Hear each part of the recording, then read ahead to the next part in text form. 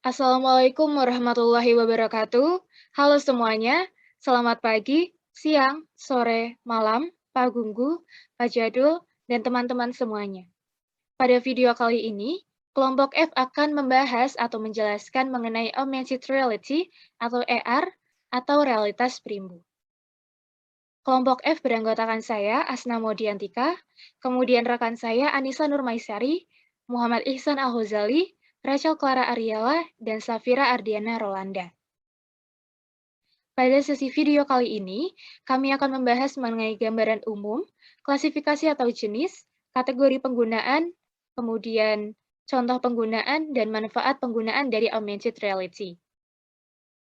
Sebelum memasuki pembahasan lebih lanjut, kita perlu memahami terlebih dahulu mengenai gambaran umum dari augmented reality. Augmented reality atau AR memperlihatkan objek maya menjadi dua dimensi atau tiga dimensi yang diproyeksikan terhadap dunia nyata sehingga mengubah persepsi realitas. Berbeda dengan virtual reality atau VR, augmented reality atau AR tidak menciptakan keseluruhan lingkungan virtual, melainkan hanya untuk setiap objek yang dibutuhkan. Pada penggunaannya, AR memanfaatkan teknologi SLAM atau Simultaneous Localization and Mapping, kemudian sensor, dan pengukur kedalaman untuk mengumpulkan data sensor dan menghitung jarak dari lokasi sensor pada objek. Teknologi AR memperoleh penggabungan secara real-time dari konten digital memuat informasi dalam format video, kemudian teks, suara, grafik, pada objek nyata yang dibuat oleh komputer atau teknologi digital lainnya. Terdapat tiga komponen pada AR. Yang pertama yaitu kamera atau sensor, yang digunakan untuk mengumpulkan informasi kolaborasi dari pengguna dan mengirimkannya untuk diproses. Yang kedua yaitu proyeksi, yang digunakan untuk mengambil informasi dari sensor dan memproyeksikan konten yang terkomputerisasi ke permukaan, sehingga dapat dilihat oleh pengguna. Yang ketiga yaitu refleksi, yang digunakan untuk memantulkan cahaya ke kamera dan mata pengguna, sehingga membantu pengguna melihat gambar secara virtual. Tujuannya adalah untuk memainkan pengaturan gambar yang tepat. Cara kerja AR dimulai ketika pengguna memindai pemicu AR menggunakan perangkat kamera, yang kemudian AR akan mencari pola gambar atau video untuk ditampilkan melalui tampilan dari kamera perangkat. Seiring pemindahan perangkat oleh pengguna, hamparan AR juga akan bergerak mengikuti arah yang pengguna inginkan. Hingga akhirnya, pengguna dapat melihat informasi yang diproyeksikan dari berbagai sudut pandang yang berbeda. Setelah teman-teman mengetahui gambaran umum dari AR atau augmented reality, teman-teman akan mendapatkan penjelasan lebih lanjut mengenai jenis atau klasifikasi dari AR yang akan disampaikan oleh rekan saya. Oke, terima kasih Asna atas penjelasan mengenai gambaran umum augmented reality. Sekarang saya akan mencoba menjelaskan mengenai klasifikasi atau jenis dari augmented reality. Yang pertama, ada marker augmented reality. Jadi, marker pada augmented reality di sini merupakan sebuah bentuk ilustrasi hitam dan putih, berbentuk persegi dengan batas hitam tebal dan kemudian latar belakangnya putih. Nah, AR jenis ini akan memanfaatkan kamera dan juga penanda visual seperti QR codes. Nah, contoh dari penggunaan marker augmented reality ini adalah penggunaan QR code. Nah, pola sederhananya adalah QR code dapat dideteksi menggunakan perangkat yang memiliki kamera, kemudian dibaca oleh perangkat tersebut. Nah, seperti yang bisa kita lihat pada gambar ini ada sebuah gambar, kemudian dideteksi oleh kamera dari sebuah smartphone, dan ternyata setelah dideteksi gambarnya adalah sebuah rumah. Yang kemudian yang kedua adalah markerless augmented reality. Nah, pada markerless augmented ini, pengguna tidak perlu lagi menggunakan sebuah marker untuk menampilkan elemen-elemen digital. Nah, pada markerless augmented reality ini dibagi lagi menjadi beberapa varian atau jenis. Yang pertama ada face tracking, kemudian yang kedua ada 3D object tracking, yang ketiga ada motion tracking, dan yang keempat ada GPS-based tracking. Nah, yang pertama ada face tracking. Nah, pada jenis ini memungkinkan perangkat dengan AR ini untuk dapat mengenali wajah manusia secara umum dengan cara mengenali posisi hidung, mata, dan kemudian mulut. Nah, kemudian mengabaikan objek-objek lain di sekitarnya, seperti misal di sekitar kita ada meja, ada lemari, ini diabaikan. Nah, contoh penggunaan dari face tracking ini adalah pada filter Instagram. Pada filter Instagram biasanya mendeteksi si wajah pengguna dan kemudian mengaplikasikan filter itu pada wajah yang dideteksi.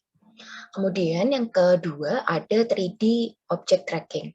Nah, pada jenis markerless augmented reality ini sebenarnya mirip seperti face tracking yang dapat mengenali wajah manusia, namun pada bagian 3D object tracking ini dapat sekaligus mengenali semua benda yang ada di sekitarnya, seperti meja, lemari, dan lain sebagainya. Nah, 3D object tracking ini biasanya penggunaannya ada pada ilmu atau bidang kedokteran, bisa digunakan untuk pelatihan-pelatihan atau pengenalan mengenai anatomi tubuh manusia dan lain sebagainya. Kemudian yang ketiga ada motion tracking. Nah, motion tracking ini memungkinkan perangkat untuk dapat mendeteksi dan juga menangkap gerakan. Nah, motion tracking ini digunakan misalnya untuk memproduksi film-film yang mensimulasikan gerakan. Yang keempat ada location atau GPS based tracking.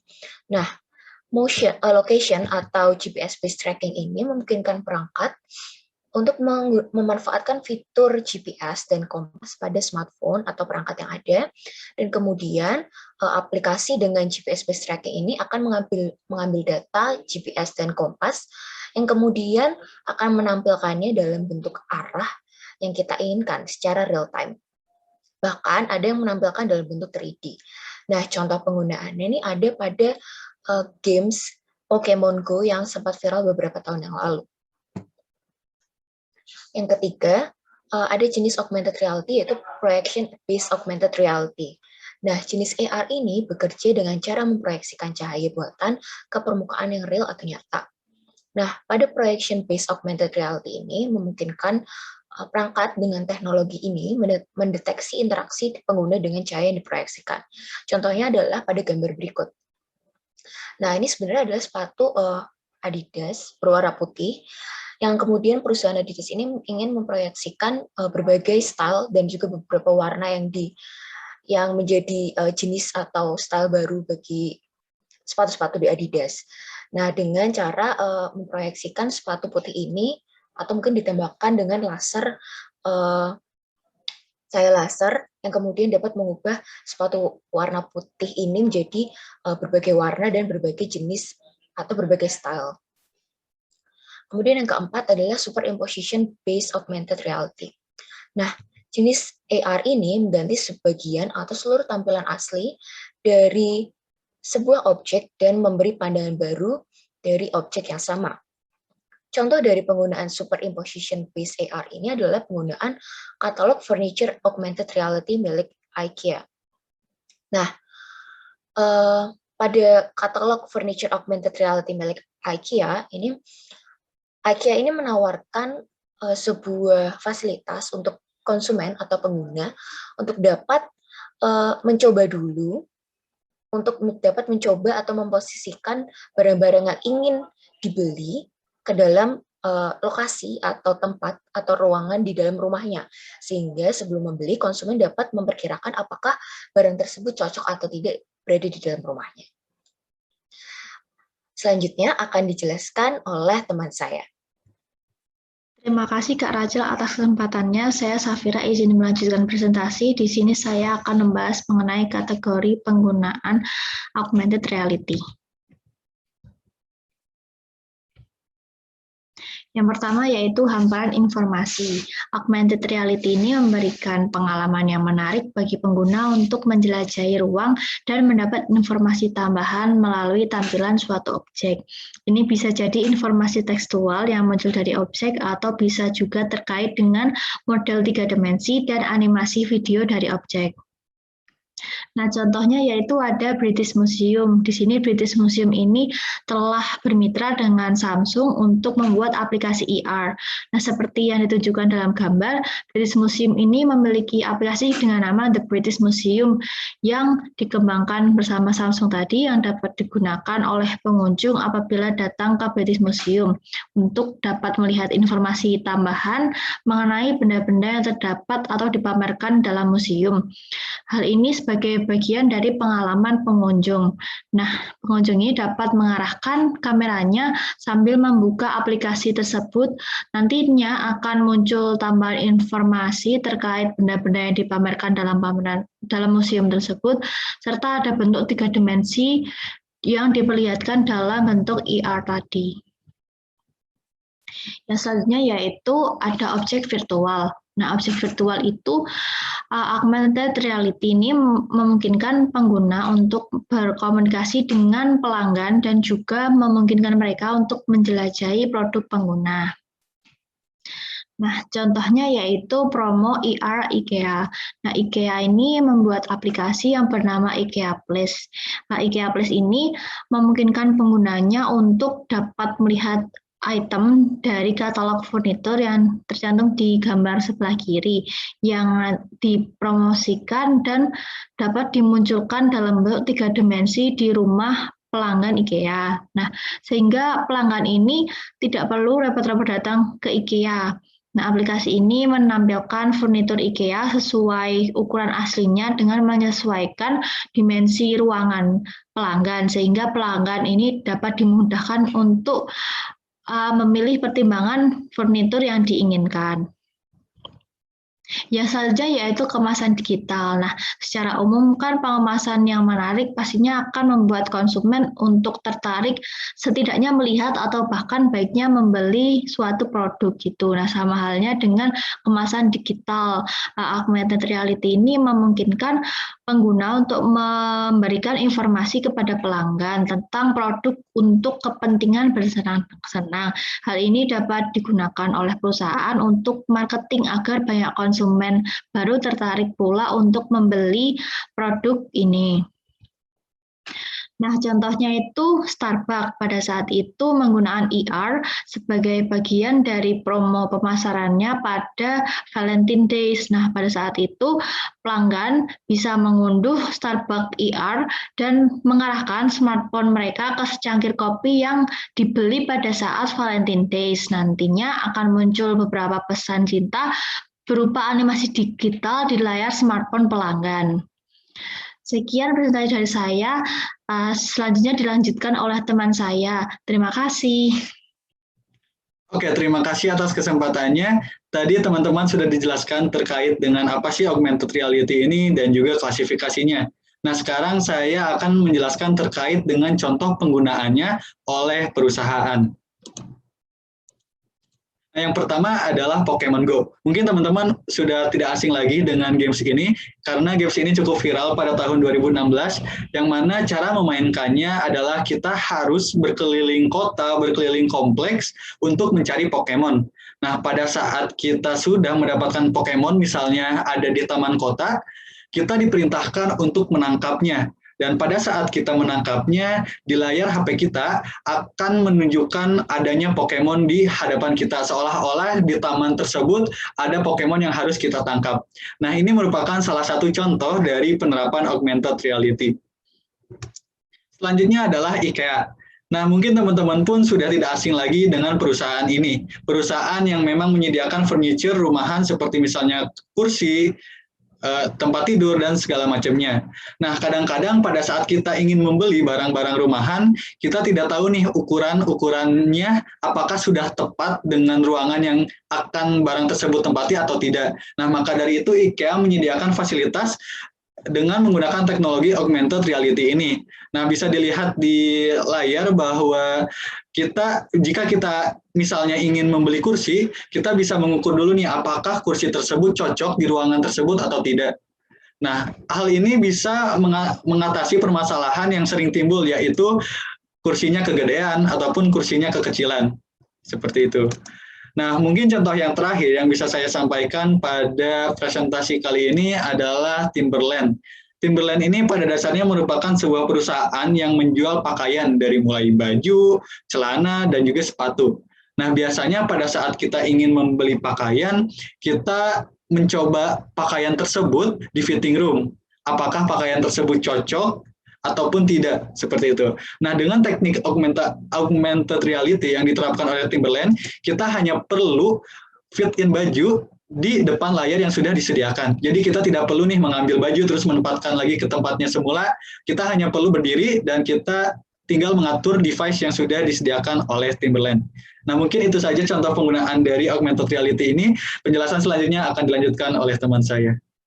Nah, baik, terima kasih Ihsan. Selanjutnya kita akan membahas mengenai manfaat dari penggunaan augmented reality.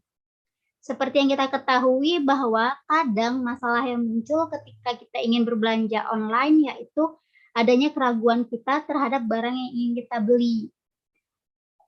Berkebalikan ketika kita ingin berbelanja offline, kita diberikan kemudahan untuk melihat barangnya secara langsung, bahkan kita juga bisa mencobanya terlebih dahulu. Untuk itu, dengan adanya augmented reality ini memudahkan konsumen untuk menyesuaikan barang yang ingin ia beli secara bayangan nyata gitu. Jadi dapat mengurangi keraguan konsumennya. Contohnya misalkan perusahaan Dulux yang memiliki aplikasi yang bernama Dulux Visualizer. Jadi konsumen ketika ingin berbelanja cat itu bisa dicoba terlebih dahulu warna yang ingin dibeli apakah sesuai dengan kemauannya atau tidak. Jadi konsumen itu bisa melihat dan membayangkan secara nyata warna tersebut dari smartphone-nya.